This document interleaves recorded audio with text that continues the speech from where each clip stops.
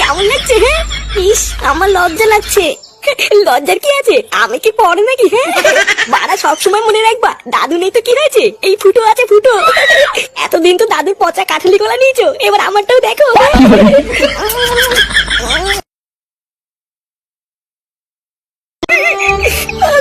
তুমি কোথায় চলে গেলে আমাকে ছেড়ে? আমি কি করে থাকবো এখন? এখন আমি কি নিয়ে থাকবো? ইস, লেওরাই মেয়েটার কপালটাই খারাপ। কেন গোপলটা? আর বলিস না, এই মেয়েটার ইচ্ছে না থাকা সত্ত্বেও কিছুদিন আগে এই দাদুটার সাথে মেয়েটার বিয়ে হয়েছিল।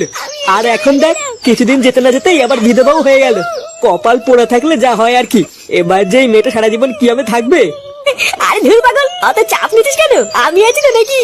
আমি তো লেওরা ঠিক করেই নিয়েছি, আজ থেকে এই বৌদির সমস্ত ভাত কাপড়ের দায়িত্ব আমার।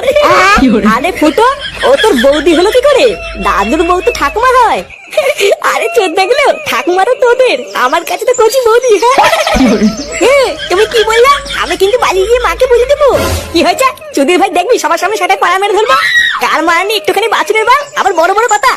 এই নাও নাও, আর দেরি করে লাভ নেই, শ্মশানে যেতে হবে তো। আরে হ্যাঁ হ্যাঁ, সবাই শ্মশানে চলো। পটুদা, সবাই মিলে শ্মশানে গেলে কি করে হবে? এখানে তো ঠাকুমার পাশে একজনকে থাকতে হবে। হ্যাঁ, কথাটা তুই খারাপ বলিসনি। এত কম বয়সী বরকে হারালো, সান্ত্বনা দেওয়ার মতন পাশে একজনকে দরকার। পাগলগুলো তোরা কি বলছিস? হ্যাঁ, আমি আছি তো নাকি? তোরা যা, আমি ঠিক এই দিকটা সামলে নেবো। তুমি কেন থাকবা? আমি থাকবো। কি হয়েছে? চোদনা আবার মুখে মুখে কথা। না রে ফুটো, ফাটা ঠিকই বলেছে। তোর থাকতে হবে না, ফাটাই থাকুক। বাচ্চা কাছে ছেলে পেলে পাশে থাকলে ঠাকুমারও মনটা ভালো থাকবে। তারা গার মানি, তোর জন্য আমার থাকা হলো না। রাত্রেবেলা একবার ফিরতে দে, তো সেটা ভাঙছি।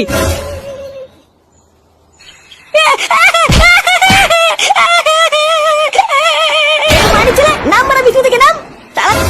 তোর এত বড় সাহস, তুই আমার মুখের উপর কথা বলিস? ভাইয়া, আমি কি বলেছি? আমি কি কিছু বলেছি নাকি? কি বললি? চালা শুনে বাচ্চা, তোর জন্য আজকে আমাকে গার মারতে মারতে সকালে যেতে হলো। তুই এতবার বেড়েছিস? ভাইয়া, এখন সবই আমার দোষ নাকি? আমি কি কিছু জানি নাকি? তুমি কি করতে? আমি কি বোকা ছিলাম নাকি? কি করতাম মানে?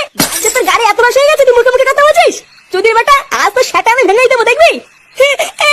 দাদু, ও দাদু, আমাকে বাঁচাও। ওরে চোদ না, তুই এখন বাঁচার জন্য দাদুকে ডাকছিস?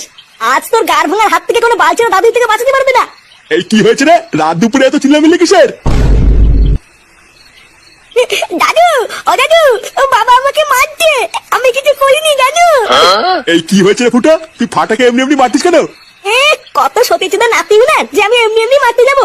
চালাই একটা শুনে বাচ্চার জন্য আমার জীবনে সব সুখ শান্তি গাধার গায়ে ঢুকে গেল, আর আমি নাকি এমনি এমনি মারছি? হ্যাঁ, তাই ভর সন্ধ্যাবেলায় শুধু শুধু দাদু ভাইকে মারতিস কেন সেটা তো বলবি। ভোদার বাবু মারছি কে সাথে? এই চুদির ভাইয়ের এত বড় সাহস, ও সবার মাঝখানে বড়দের মুখে মুখে কথা বলছে। ভাইয়া নিজে ঠাকুমাকে বৌদি বলে ডাকে, আর আমি কিছু বলতে গেলেই দোষ। জানো দাদু, বাবা না ওই পাশের পরে ঠাকুমাকে বৌদি বলে ডাকছিল, আবার এটাও বলছিল ওই বৌদির নাকি ভাত কাপড়ের দায়িত্ব নেবে। এই ফাটা এসব কি বলছে রে? ঠাকুমা, বৌদি, ভাত কাপড়, এগুলো কি? কই কিছু না তো, বাতে কাতে মানুষ কি নাকি বলছে। ভাইয়া, আমি এখন বাচ্চা হয়ে গেলাম তাই না? বলবো বলবো, দাদুকে সব বলবো। সত্যি বাচ্চা কাছে মানুষ কি নাকি বলে। হ্যাঁ, নে অত ভয় পাস না, তোকে আর মারলাম না, যা ছেড়ে দিলাম। আর ফেলে ফেলে মানুষ একটু মারের ভয় দেখিয়েছি, আর ভয় পেয়ে কি নাকি বলে ফেলছে। হ্যাঁ,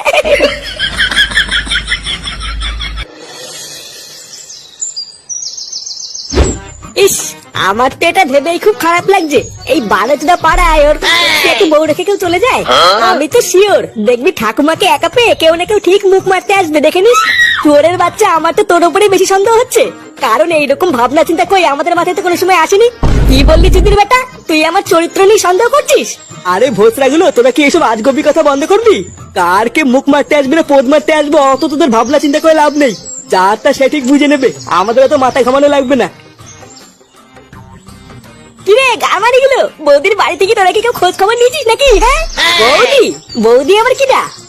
চোদনা গুলো তোরা ভুলে গেলি, কালকে শ্মশানে গিয়ে যার বরের গুষ্টি গুদ মেরে আসলাম সেরে। এই ব্যাপারটা কি বলতো? তুই কালকে থেকে ঠাকুমাকে বৌদি বলতিস কেন? তোর কি বড় লেওড়া তাতু সব কেটে গেছে নাকি? ঠাকুমাকে ঠাকুমা বলতে কি হয়? আরে চোদন, তোর তো দেখছি সেই চোদন। হ্যাঁ, ও বারা তোরা এইসব বুঝবি না, ওইসব বাদ দে। আমি কি বলছি আগে সেটা শোন। বেচারা সদ্য সদ্য স্বামীটা মরেছে, এখন তো আমাদের উচিত নাকি যে বালছের ক্লাবের হয়ে পাশে দাঁড়িয়ে সাহায্য করা। হ্যাঁ, তা কি সাহায্য করবো শুনি? নে বাড়া, তোকে কি এখন এই ভুদাও বুঝিয়ে দিতে হবে নাকি যে কি সাহায্য করবি? এই বালছির লিডার হয়েছিস তুই? হোসাগুলো আমরা যদি এখন পাশে দাঁড়িয়ে সাহায্য না করি তাহলে কি বড় শ্রাদ্ধটা দেহ ব্যবসা করে করবে নাকি? হ্যাঁ গো বলতে দা, ফুটো কিন্তু এটা ঠিকই বলেছে, আমাদের কিন্তু এখন পাশে থাকা উচিত।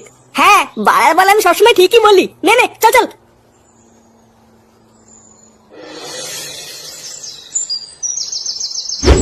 না গো, আমার কোন রকমের কোনো সাহায্যই লাগবে না। তোমাদের দাদু মরে যাওয়ার আগে যে টাকা পয়সাগুলো রেখে গেছিল সেইগুলো দিয়ে তোমাদের দাদুর কাজটা হয়ে যাবে। এইসব তুমি কি বলছো কি বৌদি? তোমার কোনো সাহায্যই লাগবে না? জানো, দাদু মরে যাওয়ার পর থেকে তোমার যে কি হবে এটা ভেবে তো আমার সারা রাত ঘুমই নেই।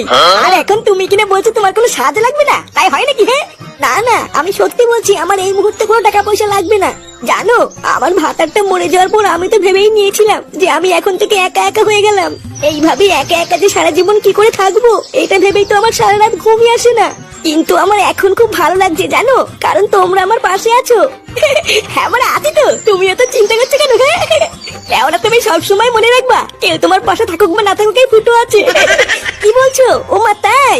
তাহলে ঠাকুমা, দাদুর কাজের জন্য আমাদের বাচ্চা ক্লাবের পক্ষ থেকে তোমার কোনো সাহায্যই লাগবে না? না গো, লাগবে না। তবে হ্যাঁ, তোমাদের অনেক কাজ রয়েছে। কয়েকদিন পরে কিন্তু তোমাদের দাদুর কাজ, তখন কিন্তু তোমাদের থাকতে হবে।